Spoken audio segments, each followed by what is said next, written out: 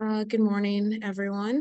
My name is Sophia Sa. I am here from the EOHHS, and we're going to get started with our November LTSS stakeholder meeting. First of all, thank you everyone for joining. Hope you all had a great Thanksgiving last week and were able to spend some time with those you hold dear. Just briefly going to go over the agenda for today. We have our introductions, our status update, some recently posted documents, the overview of the person-centered plan, our training curriculum, and some next steps. And to answer your questions, again, for our moderators today, we have Dustin and Jillian from Guidehouse. And then for speakers are myself, Sophia Sa, and Kiavin Duffy, both of us from the EOHHS, and just ground rules.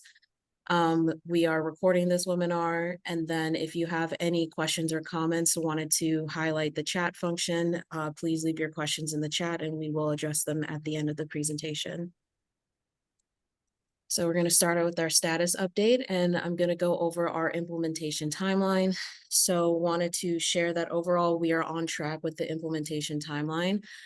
We have had multiple stakeholder engagement meetings. We have this broader large group meeting, and we have also been having more focused one-on-one listening sessions, specifically with our participants, our providers, and our current case managers to go over the proposed new flow of the LTSS services and ensure everyone is aware of the draft processes we have in place and to answer any questions that may come up and to have those conversations help inform these new processes that we are developing. We are having, we are in the process of updating the certification standards, both for case management and for other services as well. As you all are aware, we had posted the CFCM draft certification standards, and those were available for public comment. Thank you so much to everyone who did go in and review those and provide your feedback. We are going through those right now, and as we review them, we are going to answer each of those questions. We will post the finalized certification standards by the end of this year or early January and begin to accept the applications for individuals to become conflict-free case managers, and then anticipate that that whole application process will allow people to begin functioning as CFCM providers and be enrolled in the CFCM services system by April of 2024. And we have multiple documentation to go along with these CFCM materials that, as you can see, we are in progress and we'll be completing them in the next few months. Sophie, we do have a few questions that came in through the chat. Would you like me to read them out now or wait till the end? I can look at them right now. The individual meetings with the senior case management providers, we are still, the one-on-one meetings are not complete. They are going to go on for, I apologize, we are going to extend those through November and December, and we can make sure to schedule these meetings that are noted in the chat as well. Thank you. We can go to the recently posted documents. So as you can see, we have been posting a couple of documents onto the EOHHS CFCM webpage. This is the main source for providing updates and updated documentations and new process flows to everyone. We have posted the slides from the info session we had for our DD participants and families that was hosted in conjunction with Buddha. And then we also have posted both a long form roles and responsibilities under conflict-free case management that is for the responsibilities of the state staff, the case managers, the HCBS providers, and for participants. And we also have a shorter one-pager form of that larger document. And then we have a similar roles and responsibilities for individuals receiving shared living services. And we also have posted the person-centered plan, which will be presented later in this meeting as well. And we have two more questions if you wanted to. Does the assessment document include? I think we'll have to get back to Maureen Yeah. that one. Okay, and then Annette, about the individual meetings with participants, one of the slides one of the documents that was posted was the slides from the one-on-one sessions that we had with DD participants. We will be having a we will be having a listening session with elders and adults with disabilities in about 2 weeks, in December, in a community center, and the participants, we had an in-person one and a virtual session as well, and those slides are available. And then just wanted to follow up on the individual meeting with the social caseworkers. DHS will be holding one. They have held one and will be holding another one on December 7th. So we'll ensure that everyone is aware of that as well.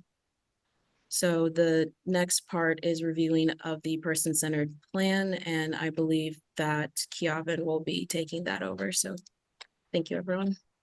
Thank you, Sophie. Thank you, everyone. So an overview of the person-centered plan. As this slide says, the person-centered plan is the written document that reflects the services and supports that are important to and for a Medicaid HCBS participant. The person-centered plan is something that has to be done yearly. And if you want this, there's a link here. So you will be able to find the person-centered plan template on the Rhode Island EOHHS conflict-free case management website. Could you please move to the next slide? Okay, so here is a template of what the person-centered plan is. So some of the key sections, section 1 is personal details. This includes essential personal information, health coverage, communication preferences, and more. Sections 2 and 3, plans and goals. These detail about the person-centered planning, meeting and goal setting process, and adaptive planning to reflect changes and revisions as needed. Service sections 4 and 5, service choices and supports. The key elements in this aspect is preference in services and living arrangements, along with the detailed overview of current support structures, both paid and unpaid. Section 4 is risk management. The idea there is to identify potential risks in creating effective mitigation strategies to ensure safety and well-being. Sections 7 and 8, they outline the contingency and crisis actions plans for various scenarios to ensure preparedness and safety. So it's the supports in the events that the participant supports in the event that the participant's regular supports are not available. And section 8, as it says, is participants' action items in the cases are an emergency. Section 9 is case management monitoring, and section 10 is review and approval. So there is something to remember about the person-centered plan. Case managers have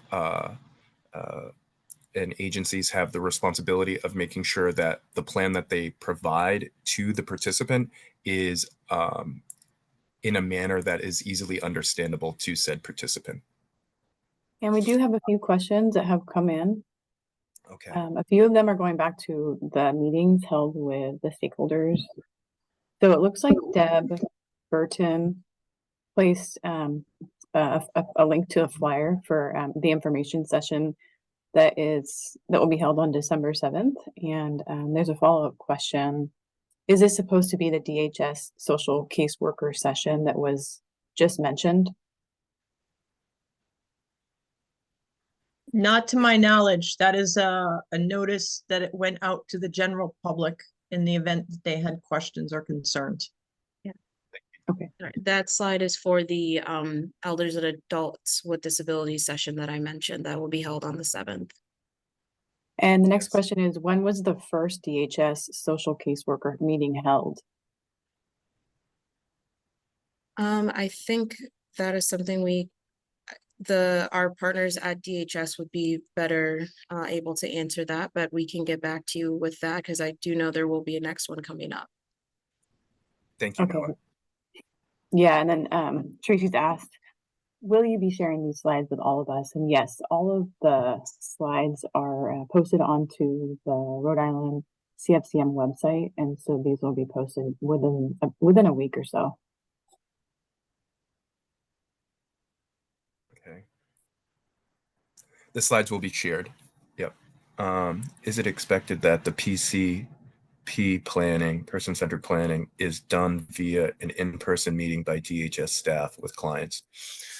So the person-centered plan meeting,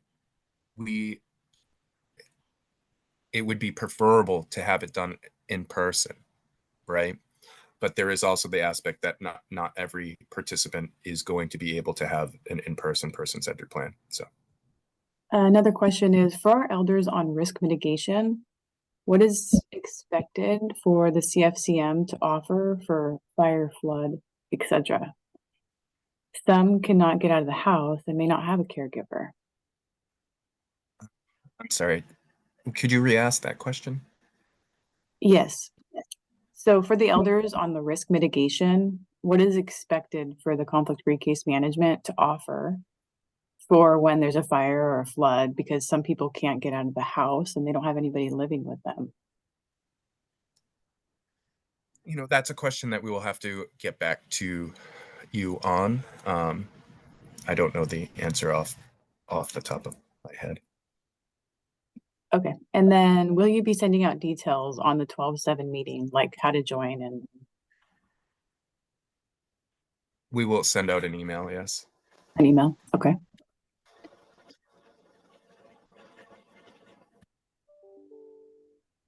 Next slide. Okay. Oh no, do we have more questions? Yeah, we have a couple more questions here. Please describe the pre-planning elements to gather information prior to the meeting and how this template was decided upon.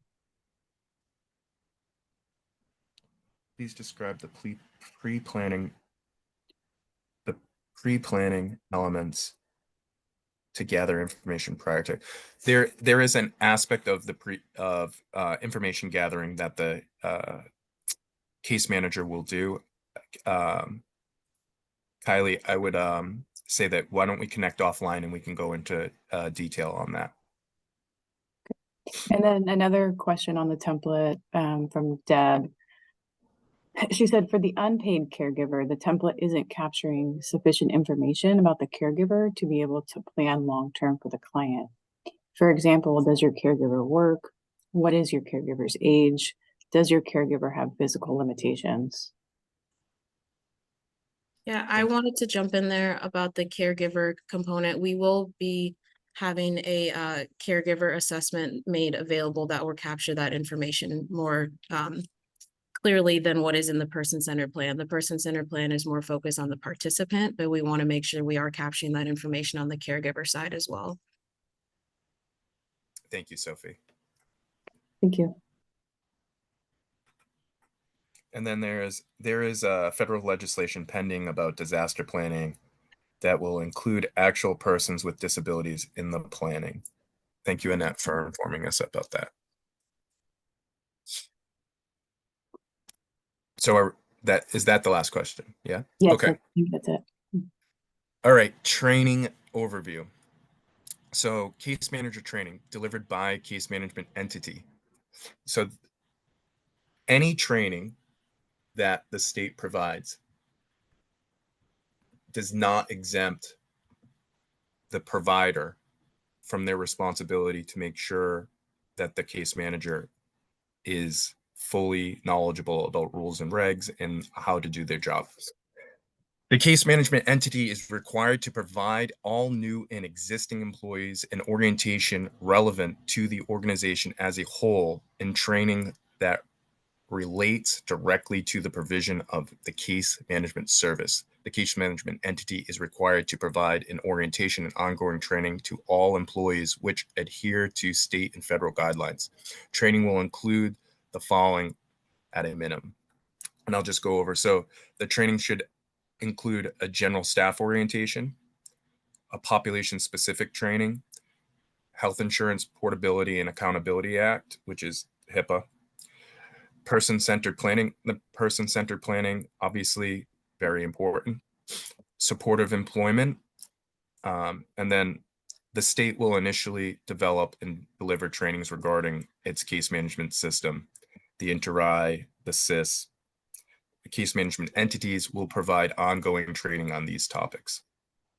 And as I said, no training provided by the state relieves the vendor of their responsibility and commitment to maintain conflict-free case management core competencies. Next slide. And this is just this slide is just a overview of how we've broken up the training methodology. So there will be training on WellSky or the system that which the state uses.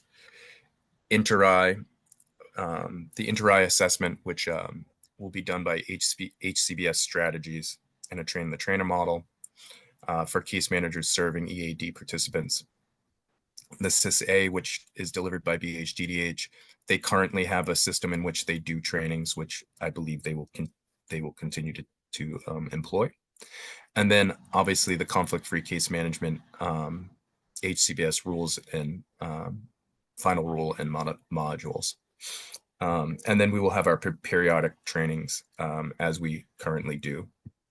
Could you go to the next slide? We do have a few questions here. Yes. Yeah, just go to the next slide and I will answer those questions. Okay. Okay. So this was, do you want me to ask the questions now or after this slide? No, we can start. We can ask a couple of questions. There are 2 more slides related to this that may explain some of the questions, but. Okay. Well, this first one is just a comment going back to the template, and Okay. the comment just says the template seems very rigid, fill in the blank style. Not sure this captures true person-centeredness. Yeah, so the template, we understand that's why I had brought up the aspect that it is the case management agency and the case manager's responsibility to make sure that that what they are providing to the participant is in a manner that is understandable in a person-centered way. Okay. And another question here, and then we'll move on. In order for case management agencies to stop doing assessments by January 1, we would have to stop accepting referrals now, since it takes 30 days to complete the LTSS assessment. Is OHA and DHS aware of this, and is there a plan? Mr. Archer, thank you so much for that question. We are very much aware of this, and I appreciate the email that you had also sent. There is a meeting that we are having currently to discuss. We will have it later on this afternoon to discuss this related to when you would be expected to stop. Yeah, go ahead, Sophie. I know that I cut you off, so. No, just was going to reiterate that we are working on the details of that, and we'll be able to get to each of the case management agencies soon. Yes, so thank you so much, Dr. Archer, for that question.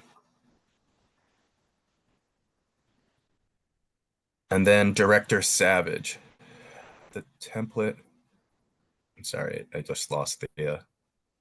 So he said the template is where information is documented. Person-centered planning is a process that is completed through the individualized meetings with participants and their supports. I think that's the response to the. Thank you. Yeah, and that, Kiara, this is Brenda Duhamel. I think I have Kevin sign in, but that was my response to the question. Yeah, Brenda, that's exact. Thank you very much for articulating it that way, because that is what I was trying to say as well.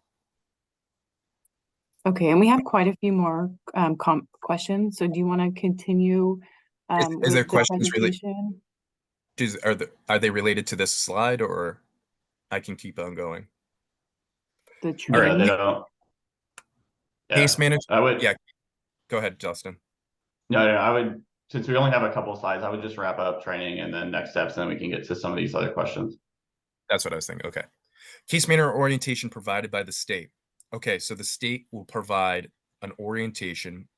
There will be an orientation to modules 1, 2, and 3. These modules are going to cover topics such as conflict-free case management regulations, roles and responsibilities, navigating the Rhode Island case management system, quality monitoring and provider relations,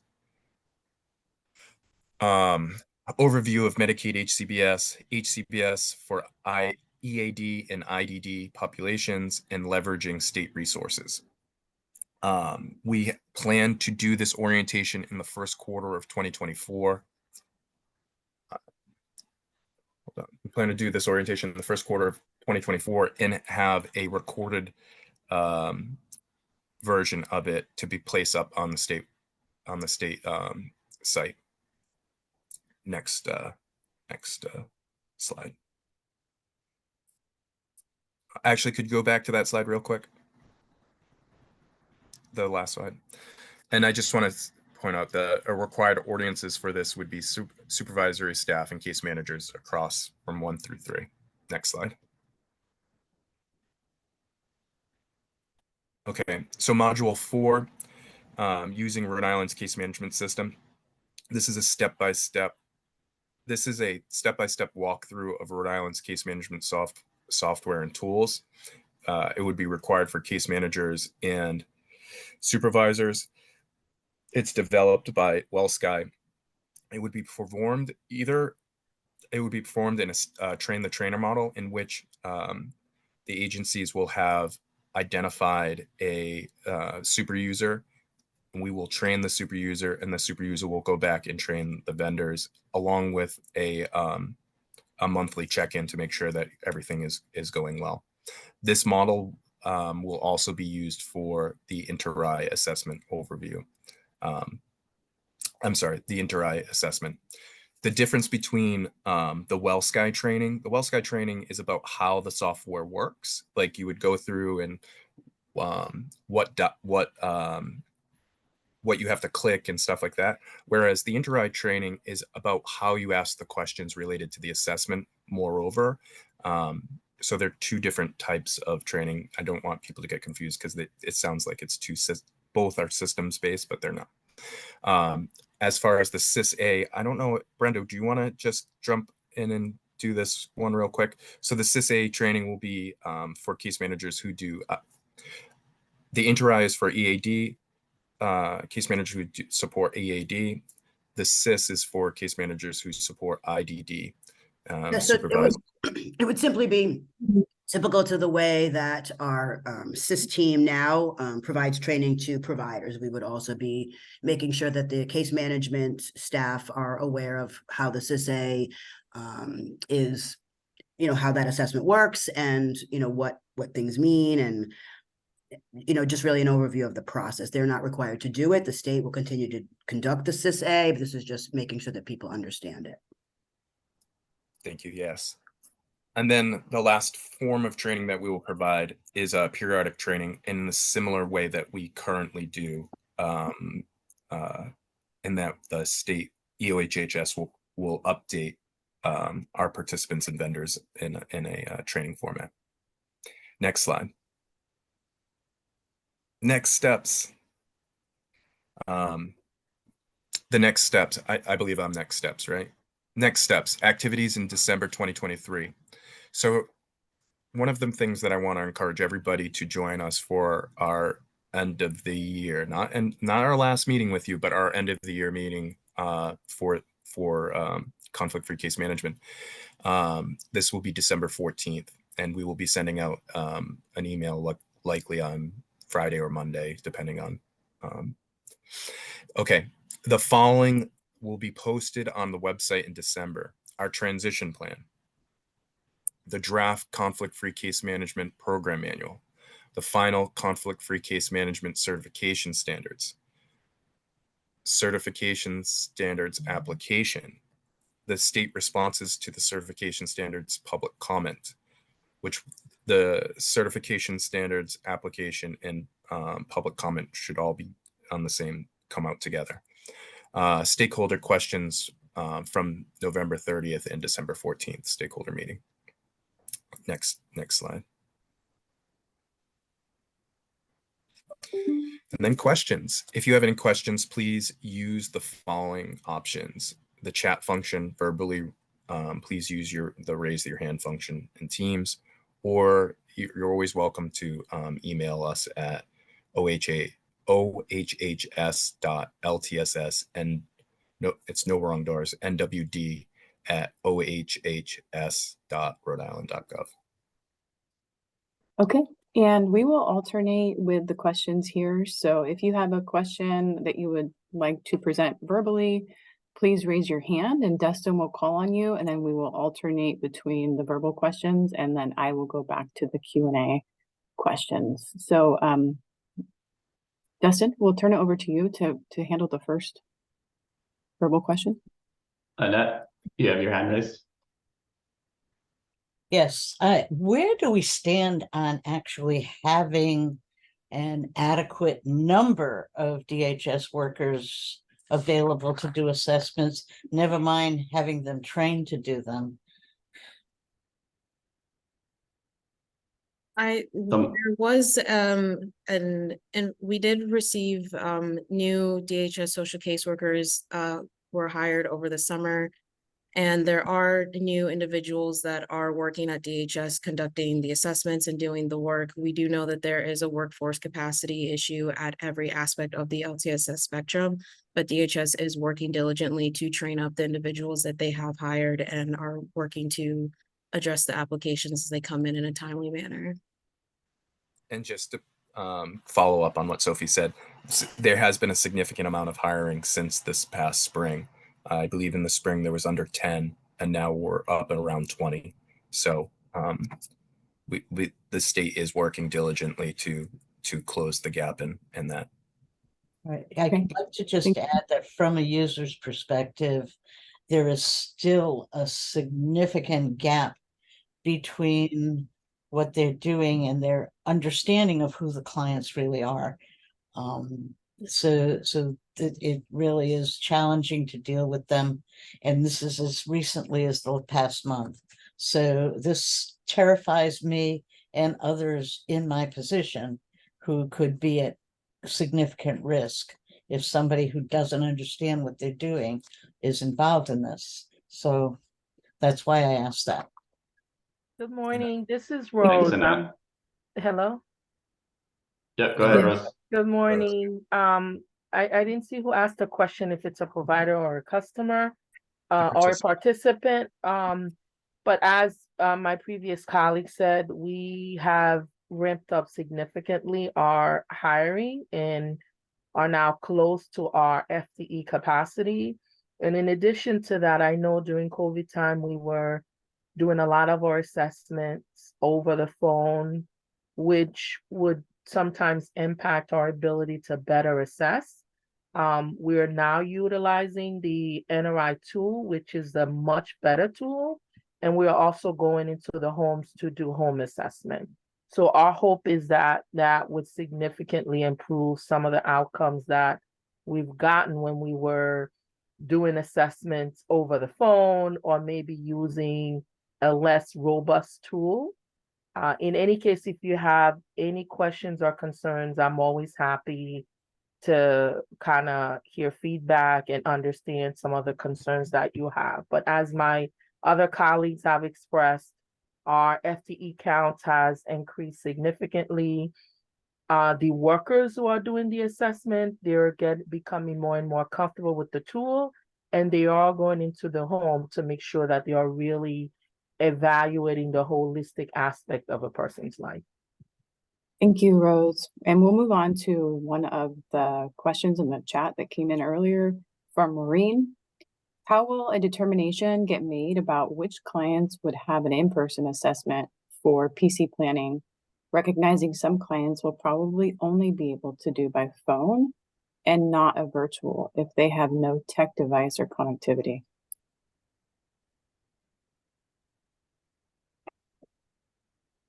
I can answer for the assessment piece. It's a client's choice.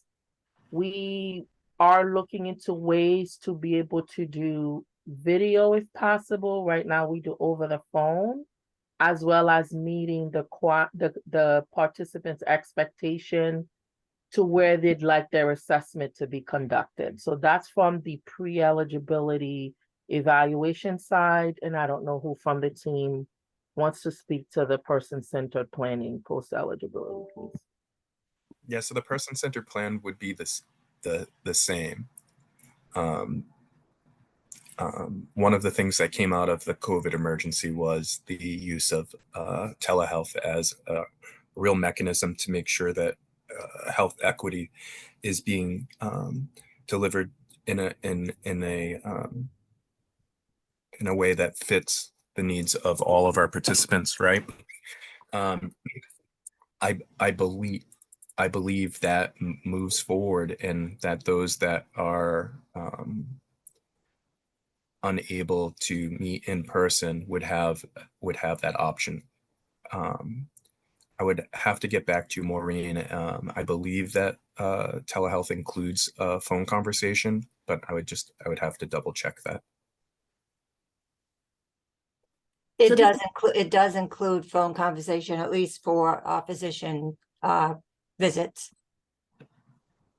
Yes. Okay. So hi, this is Brenda. I just want to say that certainly ideally, person-centered planning meetings happen face to face. They're conversations, they're sitting down together, understanding what's going on in a person's life and what they're looking for.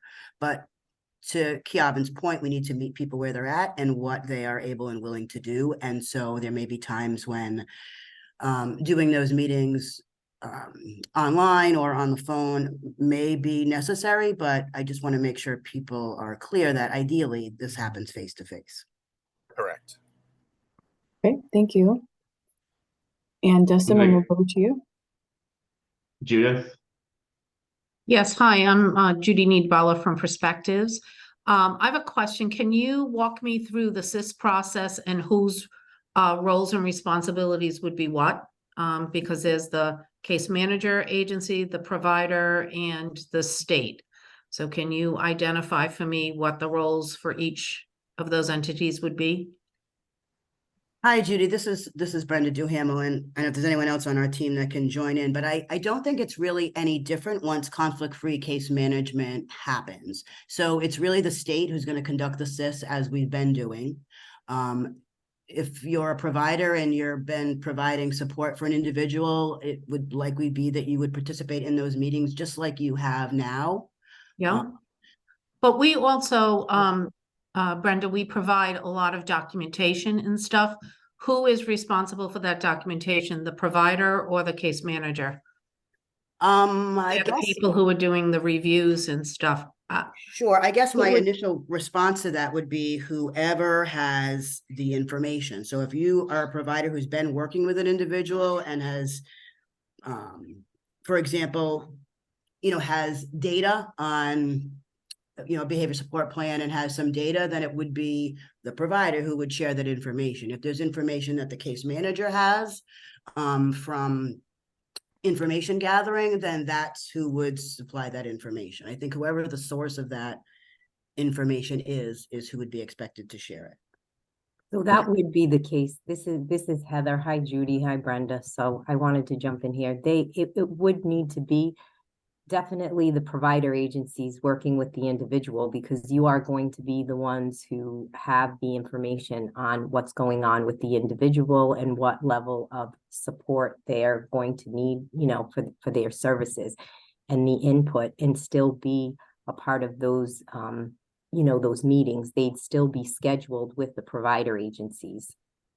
Okay, I have one other question about the template that you presented. Did you do a crosswalk with the existing requirements right now? And do you have that for us so that we can see where things fit in? Because as someone had asked the question about like the pre-planning, I'm not sure where all of the stuff that we've been doing over the past few years really fits into the template. So I don't know if you've done a crosswalk with that to see that everything is included, or have some things been eliminated? I would say we have done a crosswalk with what are the current requirements for an ISP to what we've embedded into WellSky. And we can do something offline to share that with you so that you can see where everything would fall in the new world. Yeah, actually, I may be speaking out of turn, but I would think other providers would benefit from that as well. Sure. Okay, thank you. And we'll have to move on here to the next question from Liz. Will the conflict-free case manager be involved in the SIS-A for new participants, particularly for new participants coming into the system? The SIS-A is a major determiner of funding levels, so it would make sense for conflict-free case managers to be involved. So I would say that at the initial SIS, the person is not yet connected to a case management agency. They would get connected to a case management agency following the completion of the assessment. The family-friendly version of the SIS assessment will be shared with the case management agency so that they have the information. Brenda, can I just jump into Sure. here? So when people are having their SIS assessment, part of that assessment is asking what they call respondents to participate in that assessment who have been involved with that individual for a certain amount of time. I believe it's like at least 3 months, or maybe 3 to 6 months. So new participants coming into the system, if it's a youth in transition, typically the school system is involved in those SISs just because they have the most relevant and up-to-date information and they've been working with them. Or if, somebody's transferring in and had been getting services from some other service system. Other than that, if it's a person who's older and already out of school, then it's just people who know them well who attend that initial SIS to help provide some information. So the information in that SIS, the family-friendly version that Brenda was discussing, would be shared with the conflict-free case managers. And if the providing agents, the agencies who then would provide services would like to have a copy of that, if the individual themselves is willing to provide that, then that can be provided to them. And then moving forward, whatever agency is involved, when that individual has another SIS, they would be a part of that. Thanks, Thank Heather. you. Yep.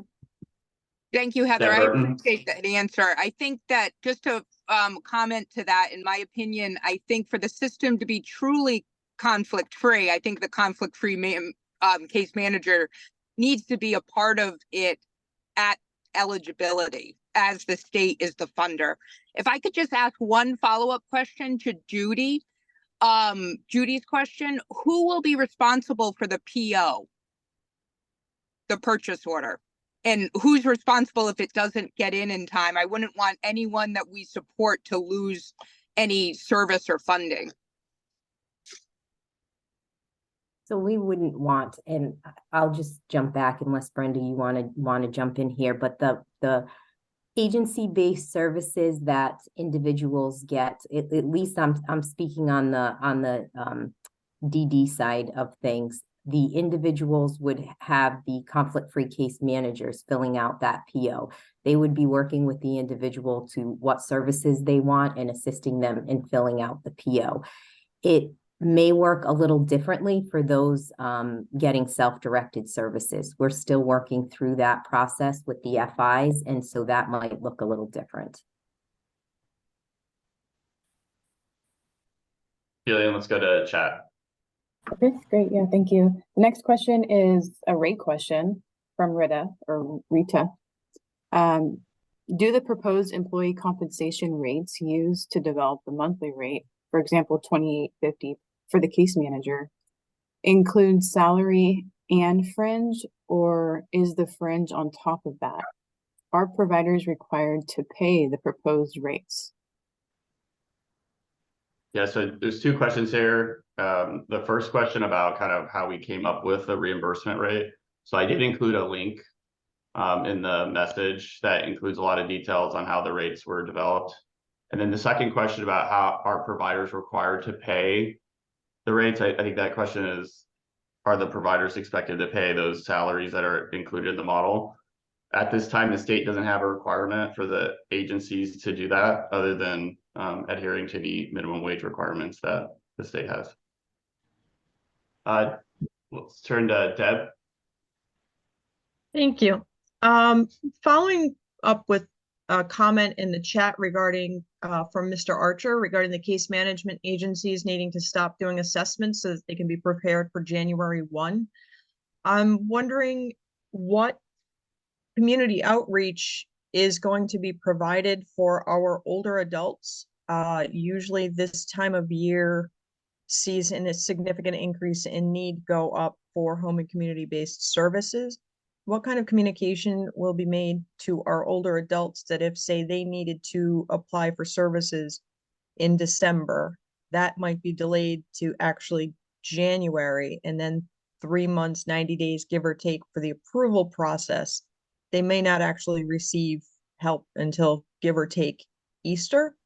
The second part of that is what kind of outreach to ancillary service providers in the community will be done to try to support our older adults who, as Maureen had indicated, are not necessarily tech connected, who have repeatedly been told, don't answer the phone when you don't know the number, so that when that older adult in need is reaching out to their senior centers, is reaching out to their city or town's human services, is their planning trained for those entities to be able to effectively support those older adults in this transition process? Thank you for your question. We are working with our communications team here at the EOHHS, and we'll make sure to collaborate with the communications at OHA and BHDDH, since they're communicating with populations that they're, constantly reaching out to make sure that individuals are aware of this change and those plans are being finalized and worked on. Okay, We thank also you. do, I just want to add, we do have a forum, a participant forum next week, Deb. Yes. We did send out the flyer through our bridges system, which means active customers would have known that this opportunity is available. And our hope is that we would use the same system to send out the documents that are being shared at the forum. So if they didn't have an opportunity to attend, that they'll also have that information. And our hope is that, the case management agencies, and I did see Director Samini and her staff here, they are still under the same, I believe, contract with OHA until the end, until they become conflict-free case management. So even though they're not doing assessment, our hope is that if someone goes to them, that they'll be able to refer them back to the proper source, whether it's DHS or the point for the assistant will continue to work collaboratively during that transition process. So they're not just stopping serving customers, so they're just not doing assessment. So our hope is that we would work very closely to make sure that customers are getting warm transfer to whichever entity is supposed to help them with the pre-eligibility requirement process. Okay, thank you. And I did receive those flyers, and I do appreciate that those flyers are in multiple languages. Will the presentation also be in multiple languages, Rose? Not the actual PowerPoint, but we will have translators. Awesome. Thank you so much. This is John Souza. I can't seem to get my hand raised, so I'm sorry for jumping in. Sure. Just a couple of comments. I came today hoping to learn a lot more about person-centered planning, but I ended up hearing tremendous amount of talk about assessment. I want to say a couple of things. One is assessment is not person-centered planning. Person-centered planning is best done and is most effective when it's engages individuals, people who know those individuals really well, meaning their family and their care providers. And the goal is to make sure that that person has a really good life, and also that important aspects of life that they might not think about become revealed to them and help them think about how to access that. And that requires a level of sophistication and training that I don't hear any discussion about yet, but I'm hoping will come. So let me make a couple of suggestions about the future. The first thing is families learn from each other the best. They share information, they learn what works, what doesn't. I think that applies across the board. Assessors, case managers, whatever else you want to call them, they tend to learn from their peers through these formalized systems that are often pathology oriented. And so the first thing I want to say is I think you need to do a lot more thinking in preparation for helping these new people, these assessors, understand the impact that this planning will have on people's lives. And I haven't heard any discussion about informing the whole system, informing everybody who works in this world to make sure that we're really focusing in on the best possible life. The second point is, this reminds me of a limited experience I had in the Army. In the military, they plan forever. In the military, they also say at the end of all of the planning, no plan survives contact with, in the military term, the enemy. I'm not talking about anybody being an enemy here. The point is that it's great to have all these plans, but do you have people who have the flexibility to react? And I don't see a lot of evidence that that's being thought about. The third point that I just want to make is person-centered planning has got to be an ongoing process. This is not just a one time a year process. And when I see a system that has 25-35% turnover, I don't have a lot of confidence that next year's person-centered planner is even going to be the same person. Certainly within 5 years, it's highly unlikely that it will be. What are we going to do about that?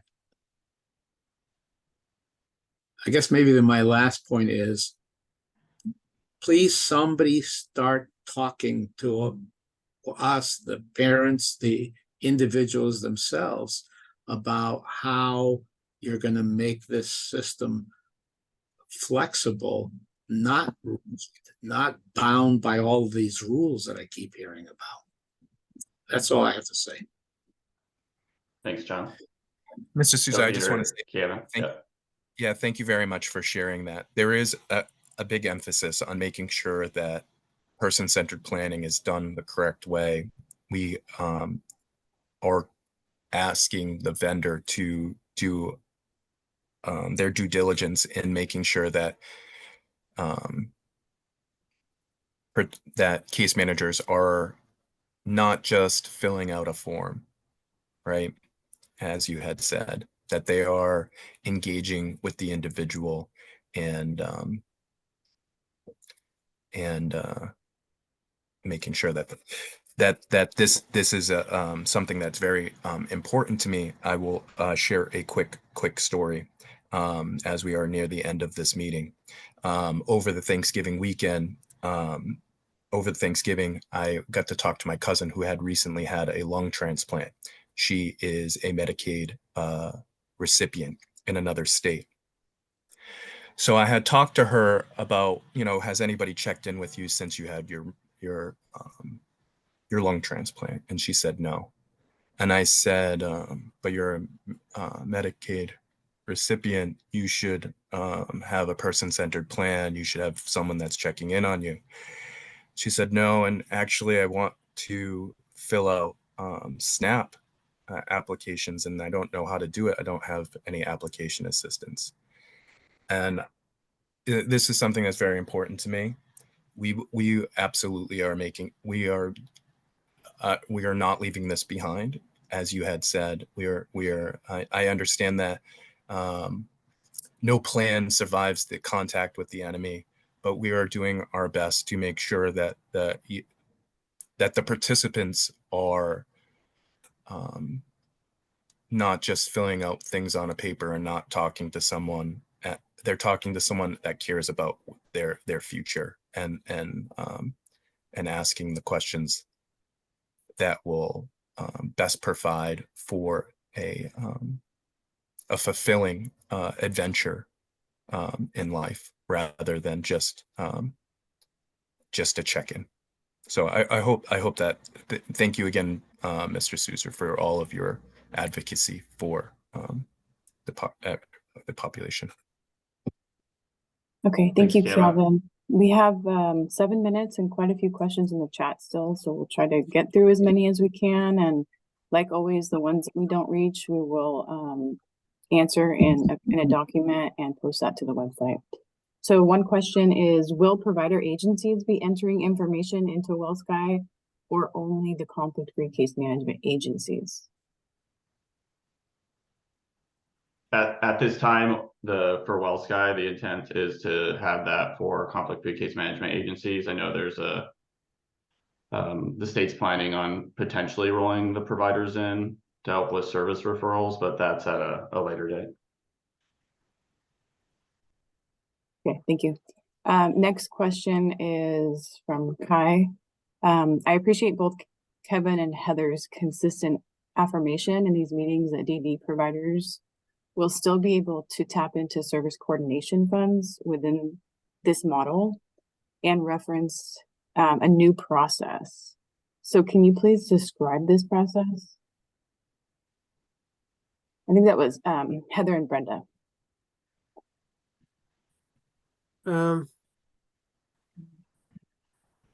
Yeah, I don't know on this call if this is the time to do that, but what I will just say is that the funds that you're talking about were left in the DD budget so that they would be separate from case management funds. And they can't be billed as case management funds. They have to be billed for the services that you're providing for the client within your service array. So I think we can certainly meet together on the DD side to talk about what services you're providing outside of case management that can be funded. The issue that we're getting to when we made sure those funds were kept in the DD programs were that in addition to case management, there needed to be support for clients, for example, to be brought to meetings where case management was occurring. There needed to be advocacy, there needed to be transportation, there needed to be providers present to help support and explain what people with disabilities need on a day-to-day basis that a case manager wouldn't know, but that needed to come from the provider agency that's supporting the client, to the degree that, of course, the client chooses that kind of support from a provider. That's clearly a person-centered issue. The goal is that providers are no longer put in a position where they're providing unfunded services. And so case management was a service from a conflict-free case management point of view. That's a new service added to the continuum of services, and that providers would continue to provide the kind of supports that they're already providing and would continue to be needed in a conflict-free case management model, and that those services should be funded and billed from the appropriate service array that Medicaid offers.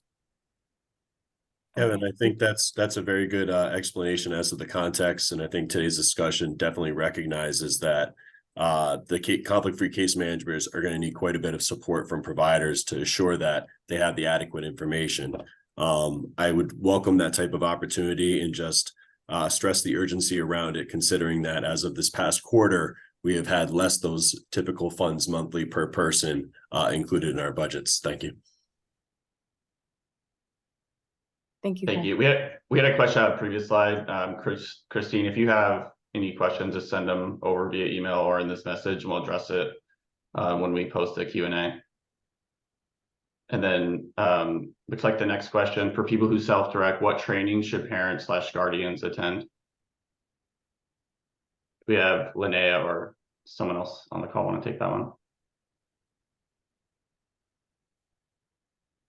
I can jump in. I think that for the most part, the individuals in the DD system, it will be a similar process for the agency-based and the individuals who are self-directing. So I think any information sessions that are held are beneficial to individuals who are self-directing their services.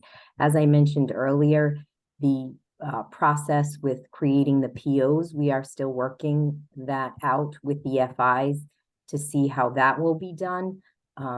And as we have more information on that, we would let people know. But right now, just for the main components of conflict-free case management, again, it is the same for whether you're getting agency-based services or through an FI.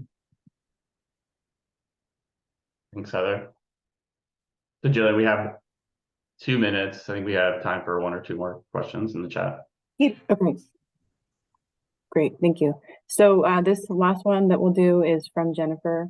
Have there been conversations with the assisted livings so they understand the external CAP agencies will no longer handle the LTSS applications after January 1st?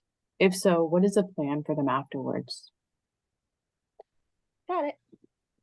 So yes, we have had, we are meeting with the assisted livings. We have had an initial meeting with them and continue to meet with them to ensure that we're all on the same page of this new process and when it will go live. Backwards.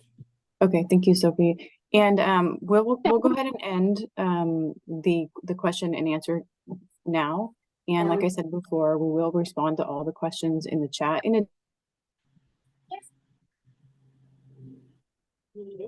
Oh, it looks like Jillian froze. No, we have that email address. So if you have any questions or comments at any time. Yeah, you froze, Jillian. So just to recap what Jillian was saying, so we'll post the Q&A in the next couple of weeks. That'll go over all the questions asked as well as any new questions we didn't have time to address. But that'll mark the end of our meeting today. And thanks for everyone's feedback and interest in this important work. Thanks. Thank you. Thank you, everyone. Thank you. Thanks.